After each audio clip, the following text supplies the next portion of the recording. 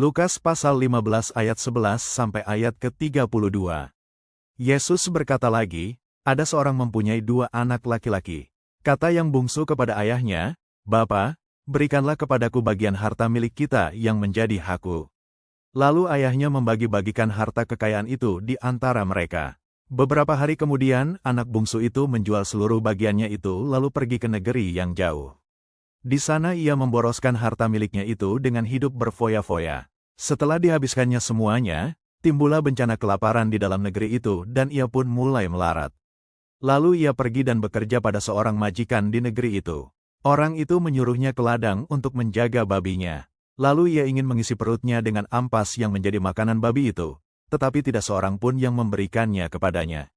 Lalu ia menyadari keadaannya, katanya, "Betapa banyaknya orang upahan Bapakku yang berlimpah-limpah makanannya, tetapi aku di sini mati kelaparan. Aku akan bangkit dan pergi kepada Bapakku dan berkata kepadanya, Bapa, aku telah berdosa terhadap sorga dan terhadap Bapa. Aku tidak layak lagi disebutkan anak Bapa, jadikanlah aku sebagai salah seorang upahan Bapa." Maka bangkitlah ia dan pergi kepada bapaknya. Ketika ia masih jauh, ayahnya telah melihatnya, lalu tergeraklah hatinya oleh belas kasihan. Ayahnya itu berlari mendapatkan dia lalu merangkul dan mencium dia.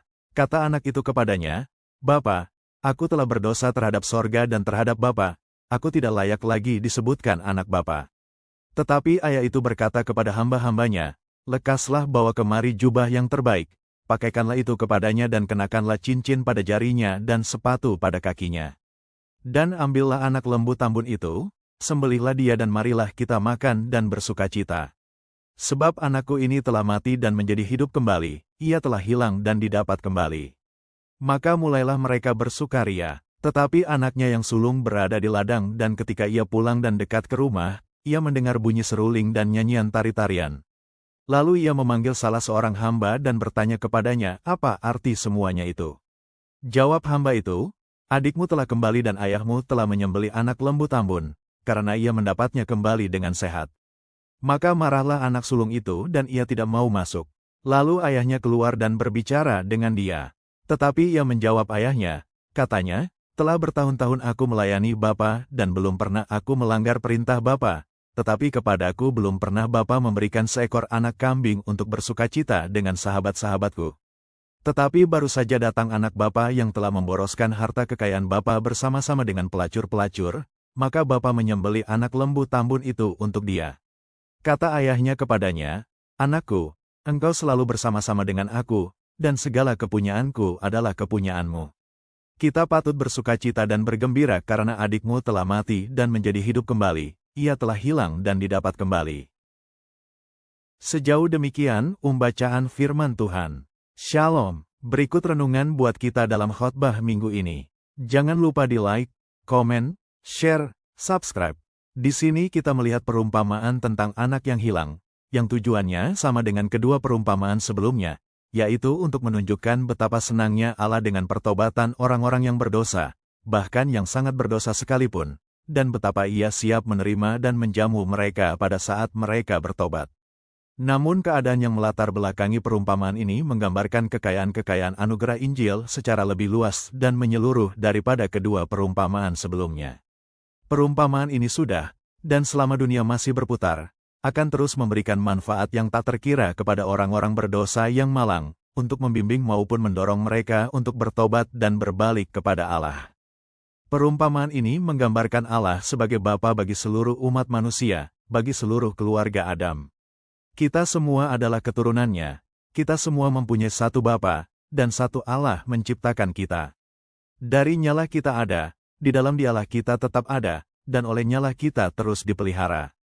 Dialah Bapa kita, sebab Dia memberikan didikan dan bagian kepada kita, dan akan menyertakan kita dalam perjanjiannya, atau mengeluarkan kita darinya, tergantung apakah kita anak-anaknya yang patuh kepadanya atau tidak.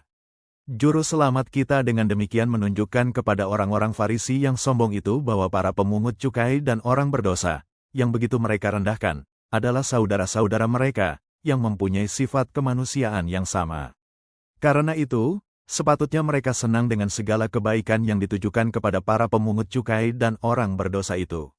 Allah bukanlah hanya Allah orang Yahudi saja, melainkan juga Allah bangsa-bangsa lain, Roma pasal 3 ayat 29. Allah yang satu itu adalah Tuhan dari semua orang, kaya akan belas kasihan bagi semua orang yang berseru kepadanya. Perumpamaan ini menggambarkan anak-anak manusia sebagai orang yang berbeda-beda tabiatnya, walaupun semuanya mempunyai hubungan dengan Allah sebagai Bapa mereka. Ia mempunyai dua anak, yang satu seorang yang tegas dan serius, pendiam dan keras, dan berpembawaan tenang, namun sama sekali tidak ramah terhadap orang-orang di sekelilingnya. Orang seperti ini biasanya memegang teguh segala didikan yang telah diterimanya, dan tidak akan mudah tergoda untuk menjauh darinya. Sedangkan yang lain adalah seorang yang mudah bimbang dan sering berubah-ubah pendirian, yang tidak mau dikekang, suka berpetualang dan mencoba-coba berbagai hal yang baru, dan jika terjerumus ke dalam pergaulan yang buruk, kemungkinan besar ia akan menjadi orang yang tidak bermoral, kendati dengan pendidikan baik yang sudah diterimanya selama ini. Nah, orang yang kedua ini mewakili para pemungut cukai dan orang berdosa, yang hendak dipertobatkan oleh Kristus, dan orang-orang bukan Yahudi, yang kepada mereka para rasul diutus untuk memberitakan pertobatan. Orang yang pertama mewakili orang Yahudi pada umumnya, dan terutama orang-orang Farisi, yang hendak didamaikan oleh Kristus dengan anugerah Allah yang sudah ditawarkan dan dianugerahkan kepada orang-orang berdosa. Anak bungsu adalah anak yang hilang, yang tabiat dan perkaranya di sini menggambarkan tabiat dan keadaan orang-orang berdosa, tabiat dan keadaan kita semua secara alami, tetapi terutama keadaan sebagian orang. Sekarang mari kita amati si anak bungsu ini. Apa permintaannya kepada bapaknya? Ayat 12, kata yang bungsu kepada ayahnya, dengan angkuh dan kurang ajar, "Bapa, berikanlah kepadaku." Sebenarnya ia bisa saja menambahkan sedikit lagi perkataan yang baik, dan berkata, "Tolong berikanlah kepadaku," atau, "Bapa, kalau boleh, tolong berikanlah kepadaku." Tetapi dengan angkuhnya ia menuntut, "Berikanlah kepadaku bagian harta milik kita yang menjadi hakku, bukan yang menurutmu sesuai untuk diberikan kepadaku, melainkan apa yang menjadi hakku." Perhatikanlah, sungguh tidak baik, dan akan menjurus pada kejahatan, jika manusia melihat karunia-karunia Allah sebagai utang. "Berikanlah kepadaku bagianku, semua bagianku sebagai anak, bagian yang menjadi hakku, bukan, coba berikan sedikit saja dulu, dan kita lihat nanti bagaimana aku dapat mengaturnya, dan kalau berhasil, percayakanlah kepadaku lebih banyak lagi, tetapi berikanlah kepadaku semua milikku sekarang, dan aku tidak akan mengharapkan lagi sisanya, apapun setelah ini." Perhatikanlah, kebodohan besar orang-orang berdosa, yang menghancurkan mereka sendiri, adalah keinginan untuk mendapatkan semua bagian mereka di tangan mereka. Mereka ingin agar sekarang ini juga di dalam kehidupan ini mereka menerima hal-hal yang baik. Mereka hanya melihat hal-hal yang tampak, yang sementara, dan hanya menginginkan kepuasan sesaat, dan tidak mau peduli dengan kebahagiaan besar di masa nanti, ketika kesenangan duniawi habis dan lenyap. Dan mengapakah ia ingin mendapatkan bagiannya di tangannya sekarang juga? Apakah karena ia ingin mendirikan suatu usaha dan berdagang, sehingga ia akan mendapatkan keuntungan yang lebih banyak? Tidak. Ia sama sekali tidak berpikiran seperti itu.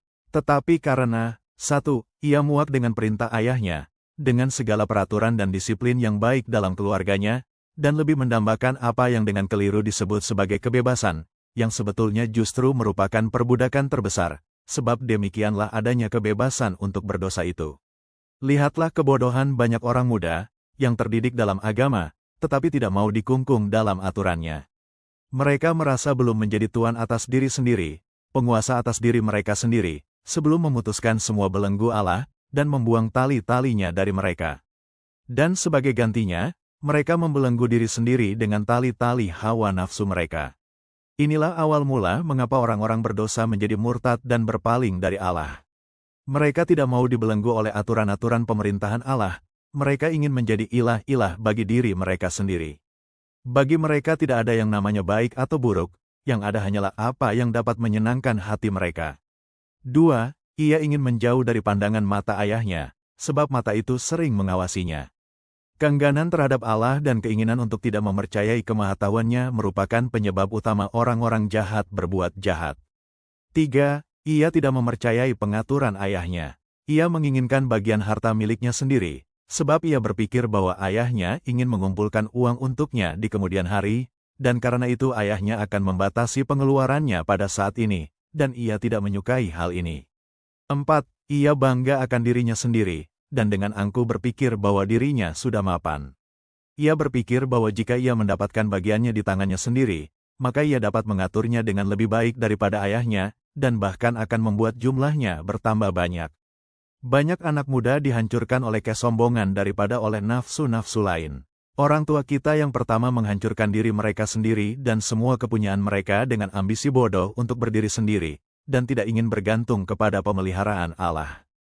Demikianlah yang menjadi penyebab orang-orang berdosa terus hidup dalam dosa mereka. Mereka ingin menentukan segala sesuatu bagi diri mereka sendiri. Renungan bahan khotbah minggu ini. Pertama, kebahagiaan tiada taranya bagi semua anak Allah, yang terus berada dekat dengan rumah Bapa mereka, adalah bahwa mereka selalu, dan akan selalu, berada bersama-sama dengannya. Mereka bersama-sama dengan Dia di dunia ini melalui iman, dan mereka juga akan bersama-sama dengan Dia di dunia yang akan datang melalui buah-buah yang mereka hasilkan, dan segala kepunyaannya adalah kepunyaan mereka, sebab jika kita adalah anak, maka kita juga adalah ahli waris. Kedua, oleh karena itu, kita tidak boleh iri terhadap orang lain karena mereka mendapatkan anugerah Allah, sebab kita tidak akan menderita kekurangan apa-apa apabila mereka ikut berbagian dalam anugerah itu. Jika kita ini orang-orang percaya yang sejati, maka segala keberadaan atau keadaan Allah, dan segala kepunyaannya, adalah kepunyaan kita.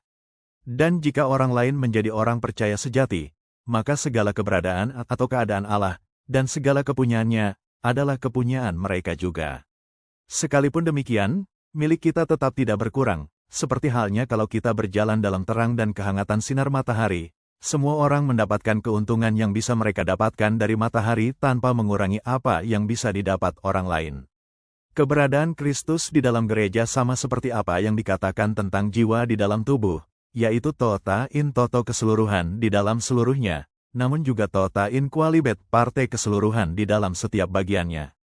3. Bapaknya memberikan alasan yang baik kepadanya mengapa sukacita yang mereka alami saat ini sangatlah luar biasa. Kita patut bersukacita dan bergembira, ayat 32.